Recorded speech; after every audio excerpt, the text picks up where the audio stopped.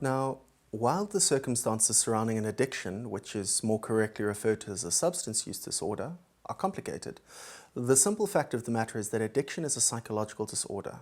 That's it. Nothing more and nothing less. While simple, it's still serious, and this video aims to help you to understand what you're dealing with, what you're not dealing with, and then, well, so what do we do about it? As someone who works in the field of substance use and behavioral disorders, I've come across so many people who have all the goodwill and intention in the world but have less than no idea what addiction really is. The sad thing is that a number of these people work in the field themselves.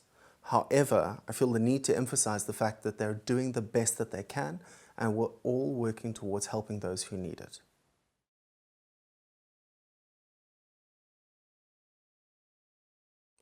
The idea that someone is born with an addictive personality is arguably the most common misconception that we come across.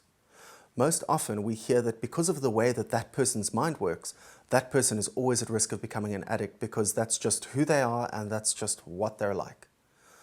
Now, what do people mean when they say this? Well, firstly, they mean that the person with an addictive personality is predisposed to a particular type of behavior. In other words, there is a set of traits that makes them the perfect fit for having an addiction. They might even go further to say that there is a particular type of personality that is predisposed to becoming addicted to a particular type of drug or a specific type of behavior, i.e. their personality makeup makes them susceptible to becoming addicted to a particular thing. So for example, Kyle's personality puts him at major risk of becoming an exercise addict. The other way that people say this is that certain types of behavior are only or at least mainly presented by people who are addicted. Or at the very least, the presentation is much stronger if you're an addict. A good example of this is, Steve is incredibly emotional and selfish. That's because he's an addict. Now, very important, the best evidence in the world shows us that there is no such thing as an addictive personality. A review of the literature shows us that there is no backing to the idea of an addictive personality. In reality, it was way back in 1945 when a study by Landis showed that there were no typical personality configurations associated with alcoholism. Some people who misuse drugs are very nice, while others are mean. Some people who take cocaine do it at home and others do it at parties. Not everyone drinks the same way and behaves in the same way. They're all different and all have different personalities. Whew, so now what? Back to the drawing board.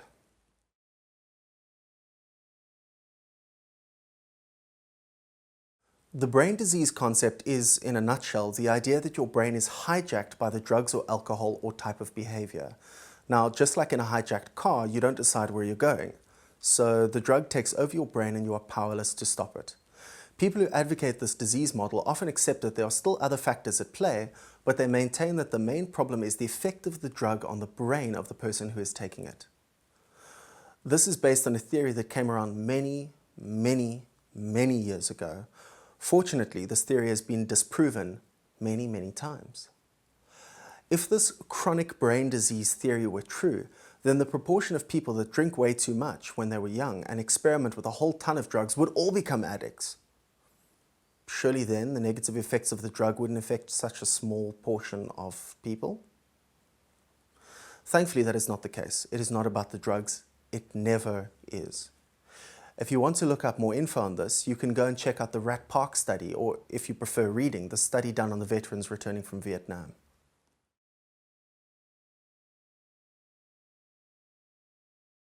Closely related to the idea of the brain disease is the idea that, well, it's in his DNA and that's why he's an addict. There have been many media reports on how the gene for alcoholism has finally been found. My clinical director made a quip the other day. People seem to find it so often that I wonder how they keep losing it.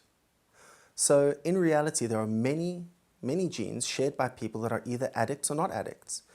We've been unable to properly isolate these genes, and if we don't even know what we're looking for, then how on earth are we going to fix it? Our top scientists, along with their very fancy equipment, have been searching for ages and are still unable to make a significant finding that can be useful to treatment. So in short, we just don't know. So right now, we know we can't do anything about it from that point of view.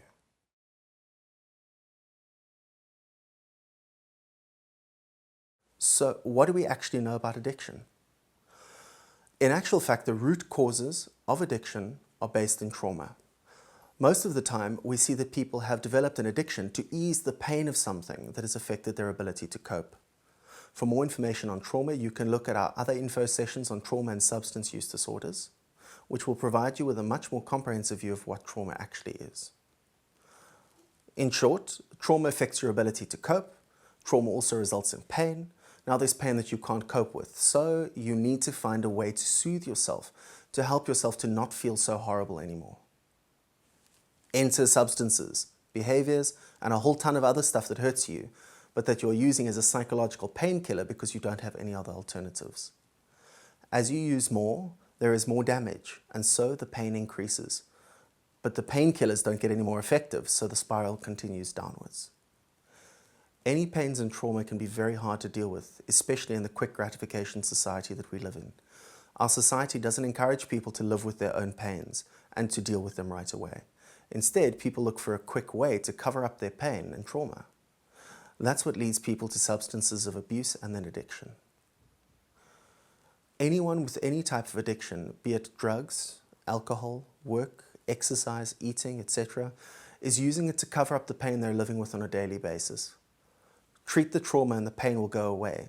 And if the pain goes away, well then you'll no longer need the painkillers.